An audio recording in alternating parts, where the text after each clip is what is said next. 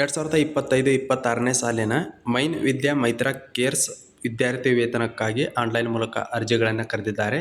Myntra foundation ವತಿಯಿಂದ ಈ ವಿದ್ಯಾರ್ಥಿ ವೇತನವನ್ನು ನೀಡ್ತಾ ಇದ್ದಾರೆ. ಮೈತ್ರಾ ಫೌಂಡೇಶನ್ ಬಗ್ಗೆ ತಮ್ಮೆಲ್ಲರಿಗೂ ಕೂಡ ಗೊತ್ತಿರುತ್ತೆ. ಇದೊಂದು ಆನ್ಲೈನ್ ಮಾರುಕಟ್ಟೆ ವೇದಿಕೆ ಆಗಿರುತ್ತೆ. ಈ ವೆಬ್ಸೈಟಲ್ಲಿ ನೀವು ಈಗಾಗಲೇ ಬಟ್ಟೆಗಳನ್ನಾಗಿರ್ಬೋದು, ಇತರೆ ಸಾಮಗ್ರಿಗಳನ್ನು ಖರೀದಿ ಮಾಡ್ತಾ ಇರ್ತೀರಿ. ಆ ವೆಬ್ಸೈಟಿಂದ ಈ ಸ್ಕಾಲರ್ಶಿಪ್ಪನ್ನು ನೀಡ್ತಾ ಇದ್ದಾರೆ. ಅಂದರೆ ಆ ಫೌಂಡೇಶನ್ ವತಿಯಿಂದ ಈ ಸ್ಕಾಲರ್ಶಿಪ್ಪನ್ನು ನೀಡ್ತಾ ಇದ್ದಾರೆ. 100% ಟ್ರಸ್ಟೆಡ್ ಆ್ಯಂಡ್ ಜೆನ್ಯೂನ್ ಆಗಿರುವಂಥ ಸ್ಕಾಲರ್ಶಿಪ್ ಐತಿ. ಈ ವಿದ್ಯಾರ್ಥಿ ವೇತನಕ್ಕೆ ನೀವೇನಾದರೂ ಅರ್ಜಿ ಸಲ್ಲಿಸಿ ಆಯ್ಕೆ ಆದ್ರೆ ಅಂದ್ರೆ ನಿಮಗೆ ಪ್ರತಿ ವರ್ಷವೂ ಕೂಡ 20,000 ರೂಪಾಯಿಗಳನ್ನು 3 ವರ್ಷಗಳವರೆಗೂ ಕೂಡ ನೀಡ್ತಾ ಇದ್ದಾರೆ. ಆದ್ದರಿಂದ ಅರ್ಹತಾ ಮಾನದಂಡಗಳನ್ನು ಹೊಂದಿರುವಂತಹ ಎಲ್ಲ ವಿದ್ಯಾರ್ಥಿಗಳು ಕೂಡ ಅರ್ಜಿಗಳನ್ನು ಸಲ್ಲಿಸಿರಿ.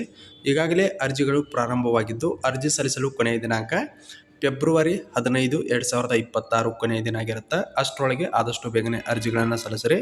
ಇಲ್ಲಿ ವಿದ್ಯಾರ್ಥಿ ವೇತನದ ವಿಭಾಗಗಳನ್ನು 3 ವಿಭಾಗಗಳಾಗಿ ವಿಂಗಡಣೆ ಮಾಡಿದ್ದಾರೆ. ಮೊದಲನೇ ಒಂದು ವಿಭಾಗದಲ್ಲಿ ಗೌರ್ಮೆಂಟ್ ಕಾರ್ಮಿಕರ ಮಕ್ಕಳಿಗಾಗಿ ವಿದ್ಯಾರ್ಥಿ ವೇತನ ಅಂತೇಳಿ, ಎರಡನೇ ಒಂದು ವಿಭಾಗದಲ್ಲಿ ಕುಶಲಕರ್ಮಿ ಕುಟುಂಬಗಳ ಮಕ್ಕಳಿಗಾಗಿ ವಿದ್ಯಾರ್ಥಿ ವೇತನ ಅಂತೇಳಿ, ಮೂರನೇ ಒಂದು ವಿಭಾಗದಲ್ಲಿ ಕೌಶಲ್ಯಾಭಿವೃದ್ಧಿ ಕಾರ್ಯಕ್ರಮ ವಿದ್ಯಾರ್ಥಿಗಳಿಗಾಗಿ ಮೈತ್ರಾ ಕೇರ್ಸ್ ವಿದ್ಯಾರ್ಥಿ ವೇತನ ಅಂತೇಳಿ 3 ವಿಭಾಗಗಳಾಗಿ ವಿಂಗಡಣೆ ಮಾಡಿದ್ದಾರೆ. ಮೊದಲನೇ ಒಂದು ವಿಭಾಗದ ಬಗ್ಗೆ ಸಂಪೂರ್ಣವಾದಂಥ ಮಾಹಿತಿಯನ್ನು ನೋಡೋದಾದ್ರೆ ಇಲ್ಲಿ ನೋಡ್ಬೋದು. ಅರ್ಜಿದಾರರು 12ನೇ ತರಗತಿಯನ್ನು ಪೂರ್ಣಗೊಳಿಸಿರಬೇಕಾಗತ್ತೆ.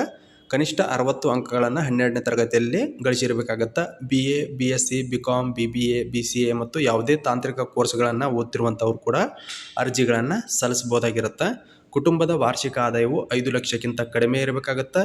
ನಿಮ್ಮ ಪೋಷಕರು ತಂದೆ ಅಥವಾ ತಾಯಿ ಯಾರಾದರೂ ಪೂರ್ಣ ಸಮಯದ ಗೌರ್ಮೆಂಟ್ ಕೆಲಸಗಾರರಾಗಿರಬೇಕು. ಅಂದರೆ ಯಾವುದಾದ್ರೂ ಬಟ್ಟೆ ಅಂಗಡಿಗಳಲ್ಲಿ ಕೆಲಸ ಮಾಡ್ತಿರುವಂತಹ ಪೋಷಕರ ಮಕ್ಕಳು ಈ ವಿದ್ಯಾರ್ಥಿ ವೇತನಕ್ಕೆ ಅರ್ಜಿಗಳನ್ನು ಸಲ್ಲಿಸಬಹುದು.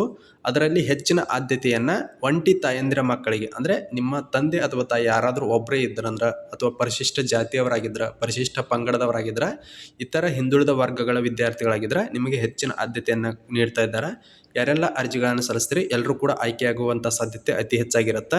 ಆಯ್ಕೆಯಾದಂಥ ವಿದ್ಯಾರ್ಥಿಗಳು 3 ವರ್ಷಗಳವರೆಗೂ ಕೂಡ ವರ್ಷಕ್ಕೆ 20,000 ರೂಪಾಯಿಗಳನ್ನು ಪಡಿತಾ ಇದ್ದಾರೆ. 3 ವರ್ಷಗಳವರೆಗೂ ಕೂಡ ನಿಮ್ಗೆ ಸ್ಕಾಲರ್ಶಿಪ್ ಅಮೌಂಟು ಸಿಗ್ತಾ ಇದೆ. 100% ಟ್ರಸ್ಟೆಡ್ ಆ್ಯಂಡ್ ಜೆನ್ಯೂನ್ ಆಗಿರುವಂಥ ಸ್ಕಾಲರ್ಶಿಪ್ಪು. ಪೂರ್ಣ ಸಮಯದ ಪದವಿ ಕೋರ್ಸ್ಗಳಿಗೆ ದಾಖಲಾದ ವಿದ್ಯಾರ್ಥಿಗಳಿಗೆ 3 ವರ್ಷಗಳವರೆಗೂ ಕೂಡ ನವೀಕರಿಸಬಹುದಾಗಿರುತ್ತೆ. ನಂತರ 3 ವರ್ಷಗಳವರೆಗೂ ಕೂಡ ಕಾರ್ಯಕ್ರಮ ಮುಂದುವರಿಯುತ್ತೆ ಅಂತ ಹೇಳಿದ್ದಾರೆ. ಇನ್ನು ಬೇಕಾಗುವಂಥ ದಾಖಲಾತಿಗಳ ಬಗ್ಗೆ ನೆಕ್ಸ್ಟ್ ನಾನು ನಿಮ್ಗೆ ತಿಳಿಸ್ಕೊಡ್ತೀನಿ. ಎಲ್ಲರಿಗೂ ಕೂಡ ಬೇಕಾಗುವಂಥ ದಾಖಲಾತಿಗಳು ಸಾಮಾನ್ಯವಾಗಿರ್ತವೆ. ಇನ್ನು ಎರಡನೇ ಒಂದು ವಿಭಾಗದಲ್ಲಿ ನೋಡೋದಾದ್ರೆ ಕುಶಲಕರ್ಮಿ ಕುಟುಂಬಗಳ ಮಕ್ಕಳಿಗಾಗಿ ಮೈತ್ರಾ ಕೇರ್ಸ್ ಸ್ಕಾಲರ್ಶಿಪ್ ಅಂತೇಳಿ, ನೀವು ಕೂಡ 12ನೇ ತರಗತಿಯಲ್ಲಿ 60% ಹೆಚ್ಚಿನ ಅಂಕಗಳನ್ನು ಗಳಿಸಿರಬೇಕು. ಯಾವುದೇ ಪದವಿ ಕೋರ್ಸ್ಗಳನ್ನು ಓದ್ತಾ ಇರಬೇಕು ಅಥವಾ ಯಾವುದೇ ತಾಂತ್ರಿಕ ಕೋರ್ಸ್ಗಳನ್ನು, ಪ್ರೊಫೆಷನಲ್ ಕೋರ್ಸ್ಗಳನ್ನು ಓದ್ತಾ ಇದ್ರೂ ಕೂಡ ಅರ್ಜಿಗಳನ್ನು ಸಲ್ಲಿಸಬಹುದು. ಕುಟುಂಬದ ವಾರ್ಷಿಕ ಆದಾಯವು 5 ಲಕ್ಷಕ್ಕಿಂತ ಕಡಿಮೆ ಇರಬೇಕಾಗತ್ತೆ. ಪೋಷಕರ ಪ್ರಾಥಮಿಕ ಉದ್ಯೋಗವು ಕರಕುಶಲ ಕೆಲಸಗಳಾಗಿರಬೇಕು. ಅಂದರೆ ನೇಯ್ಗೆ, ಕೈಮಗ್ಗ, ಕರಕುಶಲ ವಸ್ತುಗಳು, ಕಸೂತಿ ಇತ್ಯಾದಿ. ಅಂದರೆ ಏನಾದರೂ ಕಂಬಾರರಾಗಿರ್ಬೋದು, ಕುಂಬಾರರಾಗಿರ್ಬೋದು, ಚಮ್ಮಾರರಾಗಿರ್ಬೋದು, ಅಥವಾ ಯಾವುದಾದ್ರೂ ಕೈಮಗ್ಗದಿಂದ ಬಟ್ಟೆ ಹೆಣೆಯುವುದಾಗಿರ್ಬೋದು, ಈ ರೀತಿಯಾದಂಥ ಕೆಲಸಗಳನ್ನು ಮಾಡುತ್ತಿರುವಂತಹ ಪೋಷಕರ ಮಕ್ಕಳು ಅರ್ಜಿಗಳನ್ನು ಸಲ್ಲಿಸಬಹುದಾಗಿರುತ್ತೆ. ಸಂಬಂಧಿಸಿದ ಪ್ರಾಧಿಕಾರದಿಂದ ಅದು ಪ್ರಮಾಣೀಕರಿಸಲ್ಪಟ್ಟಿರಬೇಕಾಗತ್ತೆ. ಆಯ್ಕೆಯಾದಂಥ ವಿದ್ಯಾರ್ಥಿಗಳಿಗೆ 3 ವರ್ಷಗಳವರೆಗೂ ಕೂಡ 20,000 ರೂಪಾಯಿಗಳನ್ನು ನೇರವಾಗಿ ವಿದ್ಯಾರ್ಥಿಯ ಬ್ಯಾಂಕ್ ಖಾತೆಗೆ ಜಮಾ ಮಾಡ್ತಾ ಇದ್ದಾರೆ. ಇಲ್ಲಿಯೂ ಕೂಡ ಹೆಚ್ಚಿನ ಆದ್ಯತೆಯನ್ನು SC ST ದವರಿಗೂ ಕೂಡ ನೀಡ್ತಾ ಇದ್ದಾರೆ. ಇನ್ನು ಮೂರನೇ ಒಂದು ವಿಭಾಗದಲ್ಲಿ ನೋಡೋದಾದ್ರೆ ಕೌಶಲ್ಯಾಭಿವೃದ್ಧಿ ಕಾರ್ಯಕ್ರಮ ವಿದ್ಯಾರ್ಥಿ ವೇತನ ಮೈತ್ರಾ ಕೇರ್ಸ್ ವಿದ್ಯಾರ್ಥಿ ವೇತನ ಕಾರ್ಯಕ್ರಮ ಅಂತೇಳಿ, ಈ ಒಂದು ವಿದ್ಯಾರ್ಥಿ ವೇತನಕ್ಕೆ ನೀವು ಕನಿಷ್ಠ 14 ವರ್ಷ ಗರಿಷ್ಠ 30 ವರ್ಷದ ಒಳಗಿರುವಂತಹ ವಿದ್ಯಾರ್ಥಿಗಳು ಅರ್ಜಿಗಳನ್ನು ಸಲ್ಲಿಸಬಹುದಾಗಿರುತ್ತೆ. 10ನೇ ತರಗತಿಯನ್ನು ಪೂರ್ಣಗೊಳಿಸಿರಬೇಕಾಗತ್ತೆ.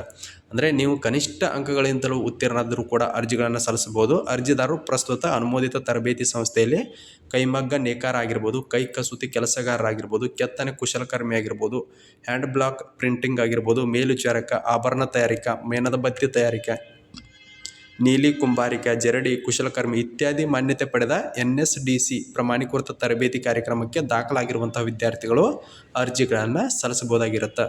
ಯಾವುದಾದ್ರೂ ಒಂದು ಕೋರ್ಸನ್ನು ಓದ್ತಿರುವಂಥವರು ಅರ್ಜಿಗಳನ್ನು ಸಲ್ಲಿಸಬಹುದಾಗಿರುತ್ತೆ. ಅಥವಾ ರಾಷ್ಟ್ರೀಯ ಕೈಮಗ್ಗ ಅಭಿವೃದ್ಧಿ ಪ್ರಾಧಿಕಾರ, ಸಮರ್ಥನ್ ಜವಳಿ ಉದ್ಯಮ ವತಿಯಿಂದ ಇತ್ಯಾದಿ ಅಡಿಯಲ್ಲಿ ನೋಂದಣಿಯಾಗಿರ್ಬೇಕಂತ ಹೇಳಿದ್ದಾರೆ. ಆಯ್ಕೆಯಾದಂಥ ವಿದ್ಯಾರ್ಥಿಗಳಿಗೆ 3 ವರ್ಷಗಳವರೆಗೂ ಕೂಡ 20,000 ರೂಪಾಯಿ ಸ್ಕಾಲರ್ಶಿಪ್ ಅಮೌಂಟನ್ನು ಇಲ್ಲಿ ನೇರವಾಗಿ ಅವರ ಬ್ಯಾಂಕ್ ಖಾತೆಗೆ ಜಮಾ ಮಾಡ್ತಾ ಇದ್ದಾರೆ.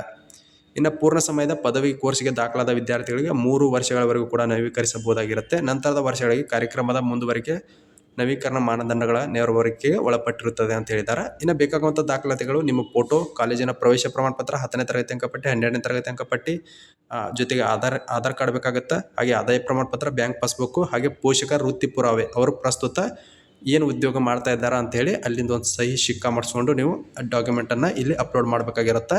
ಗೌರ್ಮೆಂಟ್ ಕಾರ್ಮಿಕರಿಗೆ ಪೋಷಕರ ನೇಮಕಾತಿ ಪತ್ರ ಮತ್ತು ಕಂಪನಿಯ ಗುರುತಿನ ಚೀಟಿ ಅಥವಾ ಕುಶಲಕರ್ಮಿ ಕುಟುಂಬಗಳಿಗೆ ಸಾಂಪ್ರದಾಯಿಕ ಕುಶಲಕರ್ಮಿಗಳೆಂದು ಪ್ರಮಾಣೀಕರಿಸಿರುವ ಸಂಬಂಧಿಕ ಪ್ರಾಧಿಕಾರದಿಂದ ನೀಡಲಾಗುವಂಥ ಪ್ರಮಾಣ ಪತ್ರ ಮತ್ತು ಜಾತಿ ಪ್ರಮಾಣ ಪತ್ರ, SC ST OBC ಅವರಿದ್ದರೆ ಜಾತಿ ಪ್ರಮಾಣ ಪತ್ರ ಇಲ್ಲಿ ಬೇಕಾಗತ್ತೆ. ಇಷ್ಟು ದಾಖಲಾತಿಗಳಿದ್ದರೆ ಸಾಕು, ನೀವು ಅರ್ಜಿಗಳನ್ನು ಸಲ್ಲಿಸ್ಬೋದು. ಇನ್ನು ಆಯ್ಕೆ ವಿಧಾನ ಯಾವ ರೀತಿಯಾಗಿರುತ್ತೆ ಅಂದ್ರೆ, ನೀವು ಗಳಿಸಿದ ಅಂಕಗಳು, ವಾರ್ಷಿಕ ಆದಾಯ ಮತ್ತು ನಿಮ್ಮ ಕುಟುಂಬದ ಹಿನ್ನೆಲೆ ಆಧರಿಸಿ ನಿಮಗೆ ವಿದ್ಯಾರ್ಥಿ ವೇತನವನ್ನು ನೀಡ್ತಾ ಇದ್ದಾರೆ. ಯಾವುದೇ ರೀತಿಯಾದಂಥ ಪರೀಕ್ಷೆ ಆಗಲಿ, ಸಂದರ್ಶನವಾಗಲಿ, ಅರ್ಜಿ ಶುಲ್ಕ ಏನೂ ಇರುವುದಿಲ್ಲ.